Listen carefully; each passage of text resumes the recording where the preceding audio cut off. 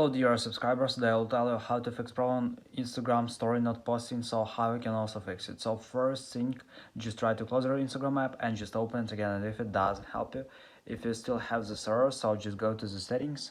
In the settings you need to find Wi-Fi. If you use Wi-Fi, just try to turn it off and turn on again. So another thing you can try to open cellular data, just try to turn it off and turn on again. So another thing you can try to restore your phone, so just go to the general, just scroll down, just tap on shutdown, slide to power off, wait for a second and just power on phone again, so just simply restore your phone.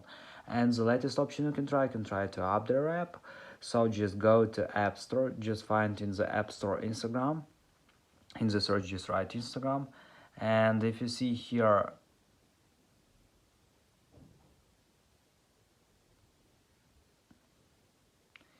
update button, just tap on it and wait until it successfully installs the latest updates for your Instagram app. So thanks for watching, have a nice day, subscribe to my channel, click like on bye.